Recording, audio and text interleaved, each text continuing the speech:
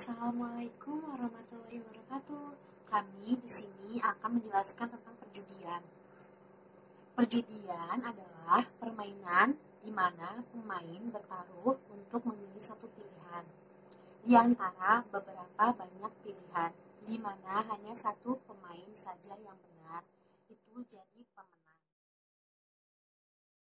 Faktor-faktor orang melakukan perjudian adalah faktor ekonomi, faktor lingkungan, faktor teknologi, faktor coba-coba atau iseng-iseng.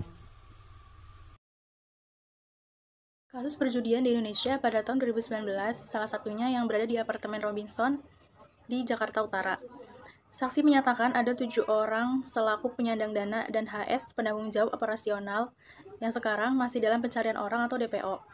91 orang resmi sebagai tersangka dan 42 orang lainnya sebagai saksi.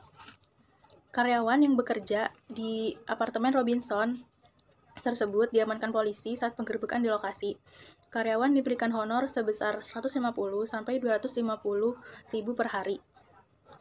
Dalam kasus ini, polisi mengamankan barang bukti yaitu uang sebesar 200 juta, mesin penghitung uang, mesin gesek ATM, kalkulator, nota, buku rekening, telepon genggam, dan lain sebagainya. Dan pada tahun 2020, Polsek Jawa Tengah menangkap sebanyak 67 pelaku perjudian di tanggal 27 Juni 2020.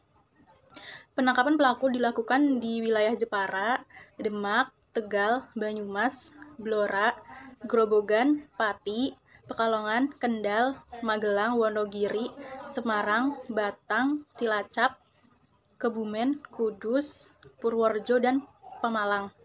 Menurut Ditreskrimum, Direktur Reserse Kriminal Umum, terdapat 3 kasus judi dadu dan 6 kasus judi kartu. Dari penangkapan tersebut, polisi mengamankan barang bukti uang Reserse Kriminal Umum, terdapat 3 kasus judi dadu dan 6 kasus judi kartu. Dari penangkapan tersebut, polisi mengamankan barang bukti uang tunai sebesar 22,5 juta, 25 buku kupon isi pasangan judi, 103 alat pencatat, 22 handphone, dan 9 pasang mata dadu. Di sini saya akan menjelaskan tentang bahaya berjudi. Bahaya berjudi ada 9.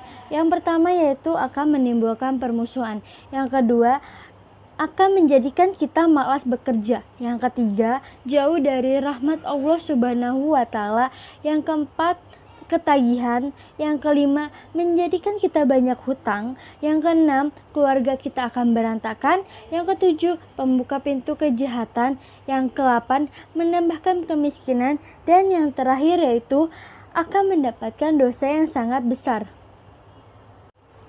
Dan di sini juga saya akan menjelaskan tentang pasal yang mengatur tentang kasus perjudian, yaitu ada di pasal 303 KUHP yang hanya mengatur tindakan pidana perjudian yang berada di wilayah negara Indonesia saja. Yang keenam adalah upaya yang harus dilakukan dalam kasus perjudian ini. Yang pertama ada upaya pemerintah.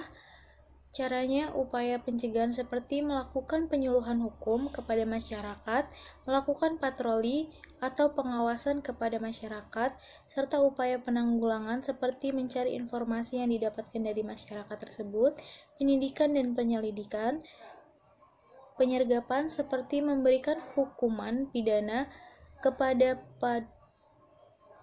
bagi yang pelanggar tersebut. Yang kedua, upaya pribadi dalam perjudian ini harus mendekatkan diri kepada Sang Pencipta, akan menambah tingkat keimanan, banyak beribadah, membaca kitab suci, akan menenangkan hati.